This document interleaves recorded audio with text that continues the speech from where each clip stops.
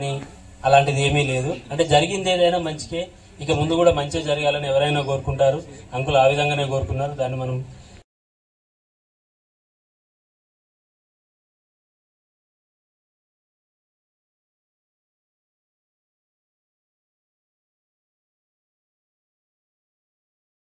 రాంబాబు గౌడ్, నేను సాయి మారుతి నగర్ కాలనీ ప్రెసిడెంట్ని.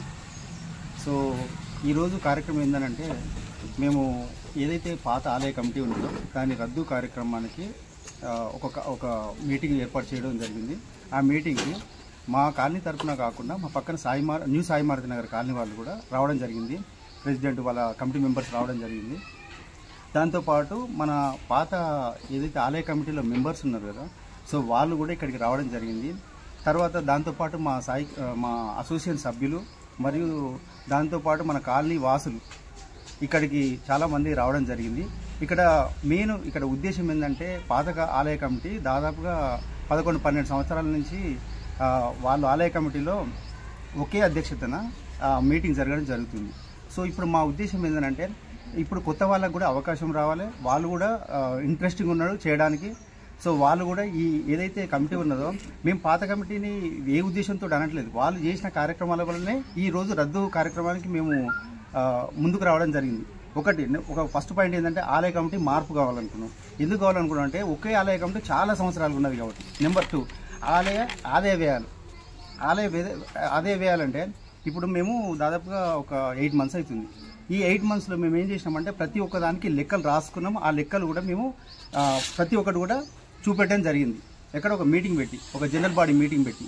అదేవిధంగా ఆ పాత ఆలయ కమిటీ ఏదైతే ఉన్నదో దానికి సంబంధించి ఒక మీటింగ్ జరగలేదు ఇంతవరకు. నెక్స్ట్ వచ్చేసి ఆలయ వివరాలు అంటే దానికి నైసర్గిక స్వరూపం అని ఉంటుంది. మన యాక్చువల్ ఏంటంటే 450 గజాలు ఇది ఆలయ కమిటీ.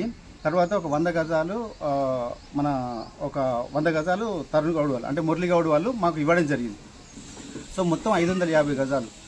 మేము చెప్పినప్పుడు ఏంటంటే, మేము కూడా కొలతలు తీసుకున్నప్పుడు ఏమైందంటే, అది 550 గజాలకు 530 గజాలు 535 గజాల మధ్యలో వచ్చింది. అంటే మిగతా 15 గజాలు ఏమైందనేది ఇంతవరకు తెలియదు. సో అది మనకి ఎప్పుడైతే ఒక పాయింట్కి వస్తుందో అప్పుడు మాత్రం దాని గురించి మాట్లాడడం. సో అదొక విషయం. మళ్ళీ తర్వాత పూజలు, మనకు నిత్య పూజలు జరగట్లేదు. ఎందుకంటే అక్కడ నిత్య పూజ జరగట్లేదు అంటే రోజు జరగట్లేదు అని కాదు, మధ్యలో దాదాపు ఒక 1 వీక్ నుంచి 15 డేస్ మధ్యలో గ్యాప్ వచ్చింది. అప్పుడు స్వామివారికి ఇది ఏంటంటే, మనము ఏమంటారు, విష్ణుమూర్తి భక్తులకి ఏంటంటే ప్రతిరోజు జరగాలి పూజలు అనేది, ప్రతిరోజు జరగాలి. అక్కడ ఇది జరగకుండా కూడా ఇట్లా చాలా రోజులు జరిగింది. దానివల్ల ఏంటంటే కైంకర్యాలు సరిగ్గా జరగట్లేదు. చాలామంది భక్తులు మాకు ఇబ్బంది పడు. ఇక్కడ ఇది పెట్టడానికి మేమేదో వచ్చి చేసింది కాదు. ప్రతి ఒక్క భక్తులు, ఆడవాళ్ళు ముఖ్యంగా, వాళ్ళు వచ్చి మమ్మల్ని అప్రోచ్ చేయడం జరిగింది. ఇట్లా కాదు, ఎందుకు మరి మీరు కమిటీ మారవచ్చు కదా అని అంటే, మేము మార్చడం కాదమ్మా, ఆల్రెడీ వాళ్ళు ఉన్నారు కాబట్టి వాళ్ళు చేస్తున్నారు కదా, మంచిగా చేస్తున్నారంటే, లేదు వాళ్ళు కార్యక్రమం మరి జరగట్లేదు. ఎప్పుడు చూడు వాళ్ళు అయ్యగారిని మారవడం. ఇప్పటికి దాదాపుగా ఒక పాత అయ్యగారు ఉండే, ఆయన చాలా మొదటి నుంచి ఏదైతే ఈ ఆలయ కమిటీ నిర్మాణం అయిందో అప్పటి నుంచి ఒకే వ్యక్తి ఉండేది, ఏది అర్చకులు. సో ఆయనను మారవడం జరిగింది. అప్పుడు మార్చినప్పుడు చెప్పినాం, ఎందుకు మారుస్తారు మీరు, ఆయన చాలా పూజలు చాలా బాగా చేస్తున్నాడు, మీకు ఏం ప్రాబ్లం అవుతుంది ఆయనతో అని అంటే కూడా వాళ్ళు మా మాట బేఖాతరు చేసిండ్రు. వాళ్ళు తీసేయాలనుకున్నారు, తీసేసిండ్రు. దాంట్లో కూడా ఇన్వాల్వ్ కాలేదు. మేము కూడా చెప్పినాం ఫస్ట్ పూజలు జరగాలని. కానీ ఆ పూజలు ఎంతవరకు జరిగినా ఆయన పోయిన తర్వాత దాదాపు ఒక 10-15 మంది మారింది. మరి మారలేదు వాళ్ళు ఉన్నారంటే ఎవరు లేరు. లాస్ట్కి ఎవరితో చేపిస్తున్న పూజలు అంటే ఒక చిన్న అబ్బాయిని పెట్టి చేపిస్తున్నాం. ఆ చిన్న అబ్బాయి పాపం ఆయన కొన్ని తెలుస్తానే, కొన్ని తెలుస్తలేవు. మరి ఇప్పుడు చేపించిన వాళ్ళు పూర్తిగానే తీసుకోవాలి.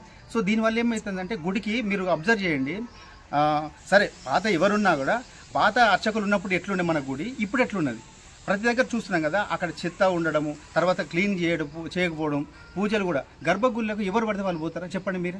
గర్భగుళ్ళకు ఎవరు పడితే వాళ్ళు పోయింది. ఆ సందర్భాలు కూడా మాకు నోటీస్కి వచ్చినాయి. సరే ఇప్పుడు ఇదొకటి. తర్వాత అర్చకులు 10-15 మంది మారింది. మరి ఇవాళ ఎందుకు లేరు? మేము అన్నాం, ఆయన మంచిగా చేస్తున్న పూజలు, ఏమైనా తప్పున్నా చెప్పండి, తప్పు ఉంటే ఎవరికైనా శిక్ష పడాల్సింది ఎవరైనా. సో దాన్ని కూడా మేము అంటే కూడా దాన్ని కూడా మేము చెప్పింది ఏదైతే ఉన్నదో వద్దు అని చెప్పినా కూడా వినకుండా వాళ్ళు ఇష్టం ఉన్నట్టు చేసుకున్నారు. అదొక రీజన్.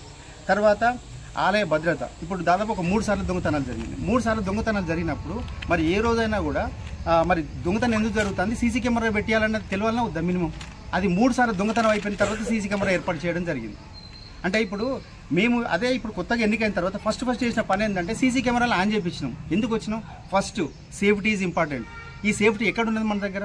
ఇప్పుడు మహిళలు ఉన్నారు, ఒక్కొక్కరు భయపడ్డారు తెలుసా. కన్స్ట్రక్షన్ చేసుకుంటా అంటే పాపం భర్త లేని వాళ్ళు ఉంటారు, లేదంటే వివిధ కాలనీ వాళ్ళు ఇప్పుడు అది కాకుండా వేరే వేరే గురయ్యారు. వాళ్ళ కార్లు ఉండొచ్చు, వాళ్ళ వెహికల్స్ ఉండొచ్చు, చాలా ఇబ్బంది పడ్డారు. చాలా దొంగతనాలు జరిగినాయి. అది మన దృష్టికి వచ్చింది. మేము సీసీ కెమెరా ఆన్ చేసినాక ఇది పోలీసు వాళ్ళ దృష్టికి కూడా పోయింది. దాదాపు ఒక 5-6 దొంగతనాలకు కూడా ఎవరైతే దొంగతనం చేసినా వాళ్ళు దొరకబట్టి వాళ్ళకు డబ్బులు ఇప్పించడం కూడా జరిగింది. సో నెక్స్ట్ వచ్చేసి అభద్రతా భావం అంటే ఇప్పుడు దాని గురించి చెప్పింది. ఎందుకు ఇంకొకటి భయభ్రాంతులకు గురి చేయడం. ఇప్పుడు గుడికి వస్తారండి, దేనికోసం వస్తారు? భక్తుల కోసం వస్తారు. భక్తి కోసం వచ్చిన వాళ్ళు మా నోటీస్కి వచ్చినవి చాలా ఉన్నాయి. ఏమంటారంటే మీరు ఎందుకు వస్తారు, మీకు ఏం అవసరం, మీరు పూజ చేసుకుని మీ ఇంట్లో చేసుకోవచ్చు కదా, గీటికి ఎందుకు వస్తారని చాలా భక్తుల నుంచి నేను నిన్న మాట. ఇది పక్క పెట్టండి. మొన్న రీసెంట్గా వశిష్ఠ అపార్ట్మెంట్ కొత్తగా వచ్చింది. దాంట్లో కూడా వాళ్ళు ఒకళ్ళు వస్తే వాళ్ళని కూడా కించపరిచిందట. వాళ్ళు చెప్తారు మాకు, మేము ఇప్పుడు అనడం కాదు. వశిష్ఠ అపార్ట్మెంట్ రీసెంట్గా అయింది, వాళ్ళంటే కూడా మమ్మల్ని అవమానపరిచిండ్రు అని వాళ్ళు కూడా ఇబ్బంది పడ్డారు. వీళ్ళు ఒకలే కాదు, పాత కమిటీ మా మిత్రులు ఉన్నారు, new Sai Maruti Nagar colony president వాళ్ళందరూ వాళ్ళు కూడా వాళ్ళ సేవలో ఉన్నారు. సో వాళ్ళు కూడా ఎక్కువ డబ్బులు ఇవ్వడం జరిగింది మా గుడికి. మా గుడి మీ గుడి అనేది లేదు, అప్పుడు ఒకటే కాలనీ ఇదంతా. సో విడిపోవడానికి కూడా చాలా రీజన్స్ ఉన్నాయి. సో ఇవన్నీ పోతే అంటే ఇవన్నీ ఎందుకు జరుగుతున్నాయంటే కరెక్ట్గా చేస్తే ఇంతవరకు వచ్చేది కాదు. ఒకలే అధ్యక్షత జరిగింది. ఎందుకు మాట్లాడండి? ఇప్పుడు మనకు తిరుపతి ఉన్నది. తిరుపతి అంత పెద్ద దేవాలయం, అంత పెద్ద దేవాలయంలో బోర్డు ఉన్నది. దానికి 2 సంవత్సరాలకు ఒకసారి ఎలక్షన్ జరుగుతాయి. మరి ఇక్కడ ఎందుకు వచ్చింది? ఇక్కడ ఎందుకు జరగట్లేదు? ఆయన ఉండాలి. ఒకసారి సపోజ్ ఏమనంటే నేను 18 లక్షలు పెట్టినా అంటాను. 18 లక్షలు ఎవరు పెట్టన్నారు? నేను ఎవరు అడిగి ఇప్పుడు సపోజ్ నేను కూడా కాలింగ్ చేస్తున్నా, నా సొంత నిర్ణయం అది. నాకు చేయాలనిపించింది, నాకు తృప్తిగా వచ్చినా నేను చేస్తా, చేయడంలో తప్పులేదు. కానీ నేనేమంటున్నా అంటే దానికి నేనే చేసినా నేనే పెట్టినా కరెక్ట్ కాదు. ఇప్పుడు మీ ప్రధాన సమస్య ఏంటంటే గుడి ఎందుకు మారుస్తున్నా దానికి చెప్తున్నాను. ఒకరే వ్యక్తి ప్రెసిడెంట్గా ఉండి ఇన్ని సంవత్సరాలు చేసిండు కదా. సో ప్రజల ఇక్కడ కాలనీలో దాదాపుగా ఒక 120 ఫ్యామిలీస్ ఉంటే దాదాపు 80 పైచీలకు సంతకాలు పెట్టించినాము. వాళ్ళందరూ ఓకే అన్నారు, మీరు చేసేది కరెక్ట్ అన్నారు. తర్వాత పక్క కాలనీ ఉన్నారు, దాదాపు ఒక 30-40 వాళ్ళు కూడా 30-40 మంది వాళ్ళు కూడా పెట్టడం జరిగింది. ఎందుకు పెడుతుండే వీళ్ళందరంటే గుడి మారవాలి, కమిటీ మారవాలి. ఈ కమిటీ ఎన్ని రోజులు ఉంటుంది? ఈ కమిటీ వల్ల గుడి డెవలప్ అవుతలేదు. సో ఎందుకు డెవలప్ అవుతారంటే కార్యక్రమాలు సరిగ్గా జరగట్లేదు, భక్తులు సరిగ్గా రావట్లేదు. ఒకప్పుడు ఎట్లుండే, ఇప్పుడు ఎట్లుండే. ఇవన్నీ కార్యక్రమాల వల్ల వాళ్ళందరూ దృష్టికి వచ్చింది కాబట్టి వాళ్ళు మా దృష్టికి తీసుకొచ్చిండ్రు. పాత కమిటీ సభ్యులు కూడా అంటారు, మాకు ఎక్కడ ఏ రోజు గౌరవం ఇచ్చిండ్రు? ఏ రోజు కూడా మాకు గౌరవం ఇవ్వలేదు. ఎప్పుడు కమిటీ అంటే ఎన్ని కమిటీలు ఉంటాయి? ఫస్ట్ వాళ్ళది నిర్మాణ కమిటీ అని ఒకటి వస్తుంది, తర్వాత దాతల కమిటీ అని ఒకటి వస్తుంది, తర్వాత వాళ్ళు అసోసియేషన్ మెంబర్లు ఉన్నది ఒక కమిటీ వస్తుంది. ఆయన అందులో మెంబరా కాదా తెలియట్లేదు ఆయన. అంటే అర్థం చేసుకోండి, అంటే ఎవరిని ఎట్లా మారుస్తుందో తెలుస్తలేదు. ఒక పద్ధతి ఉంటుంది కానీ మనకు ఇంత ఆలయ కమిటీ అని చెప్పారు, ఒక పద్ధతి ఉన్నది. దానికి ఎవరు మెంబర్లు అంటే వాళ్ళకే తెలుస్తలేదు అలా మెంబర్లా కాదా అనేది. ఇలాంటి కార్యక్రమాలు జరిగినాయి. సో మేము దయచేసి మేమంటున్నాం అంటే వాళ్ళు నిర్మాణం చేసిండ్రు. అసలు యాక్చువల్ చెప్పాలంటే 450 గజాలు పార్క్ ప్లేస్. ఈ పార్క్ ప్లేస్లో గుడి పట్టాలంటే ఖచ్చితంగా అందరి తీసుకోవాలి. దాంతోపాటు అందరి సలహా మేరకు కట్టిండ్రు, అయిపోయింది. కానీ దానికి జరగాల్సిన కార్యక్రమాలు ఏవైతే ఉంటాయో వాటికి ఆటంకం కలుగుతుంది కాబట్టి మేము ఇప్పుడు ముందుకు రావడం జరిగింది. ఈ ముందుకు వచ్చే కార్యక్రమాలు కూడా ఇంతమంది ఎందుకు వచ్చిండ్రు? రోజు ప్రతి ఒక్కరికి పనులు ఉంటాయి. కానీ ఎందుకు వచ్చిందంటే ఒకటే ఉద్దేశంతో, ఇది కమిటీ రద్దు కావాలనే ఒకే ఉద్దేశంతో. ఇది ఇంకొకటి, మేము ఏది చేసినా కూడా రాజ్యాంగబద్ధంగా చేస్తున్నాము. ఇప్పుడు నెక్స్ట్ జరిగే ఎలక్షన్ కూడా ఖచ్చితంగా వాళ్ళు కూడా వచ్చి పార్టిసిపేట్ చేయొచ్చు. 12 సంవత్సరాలు చేస్తుండే కదా వాళ్ళు. వచ్చి ఎలక్షన్ నిర్వహించుకొని వాళ్ళు దాని ప్రకారం పార్టిసిపేట్ చేసి గెలుమనండి.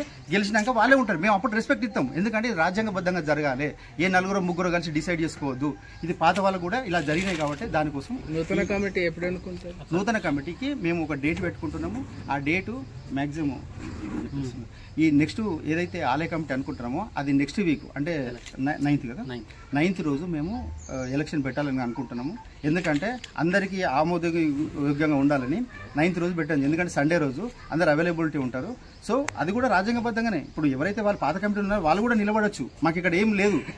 వాళ్ళు ఒకవేళ వాళ్ళు గెలిచిన అనుకో ఖచ్చితంగా మేము అదే రెస్పెక్ట్ ఇస్తాం. బట్ మనకి ఏంటంటే చేంజెస్ కావాలని ప్రజలంతా కోరుకుంటారు. అలాంటప్పుడు ఎందుకు వాళ్ళే ఉండాలి? జరిగితే ఏమవుతుంది? కొత్త వాళ్ళకి అవకాశం ఇస్తే ఏమవుతుంది? అట్లా దాని గురించి ఈ కమిటీ రద్దు చేసి కొత్త కమిటీని ఎన్నుకునే విధంగా అది వచ్చే 9వ తారీఖు ఆదివారం రోజు జరగాలని మా సభ్యులంతా ఏకంగా తీసుకున్న నిర్ణయం. ఏదో ఎవరు మా అసోసియేషన్ అంటే 4 కలిసి రాసుకున్నది కాదు, ఇది అందరి సమక్షంలో జరిగింది. సో వాళ్ళందరూ కూడా కావాల్సిన పట్టుబడతాను ఈ విషయంలో. మేము ఎందుకు ఇంత ఉన్నామంటే అందరు పట్టుబట్టి ఎందుకు చేంజ్ కారు వాళ్ళే ఎందుకు ఉండాలి? ఈ క్వశ్చన్లు వచ్చినాయి కాబట్టి ఇవన్నిటి గురించి మేము ఒక నిర్ణయానికి వచ్చి ఈ కమిటీని రద్దు చేస్తూ కొత్త కమిటీకి ఎలక్షన్స్ 9వ తారీఖు ఆదివారం 9వ తారీఖు రోజున ఎలక్షన్ జరగాలని కోరుకుంటూ ఈ అవకాశం ఇచ్చినందుకు జనరల్ సెక్రటరీ చంద్రమౌళిని రాంబాబు గారు మా ప్రెసిడెంట్ గారు చెప్పినట్టుగా ఆలయ కమిటీ 12 ఏళ్ల నుంచి అదే కంటిన్యూ అవుతూ ఉన్నది. దానికి ఒక బైలాస్ కానీ ఒక నిర్మాణ కమిటీ రిజిస్ట్రేషన్కు సంబంధించిన నెంబర్లు కానీ అలాంటివి ఏమీ లేకుండా వాళ్ళు ఏ విధమైన కైంకర్యాలు చేస్తున్నారు ఏంటి అనేది ఆ 4-5 కుటుంబాల సభ్యులకు తప్ప కాలనీలో ఉన్న మిగతా 140 ఇళ్లకు తెలియదు. సో కాబట్టి ప్రజల కోరిక మేరకు, భక్తుల కోరిక మేరకు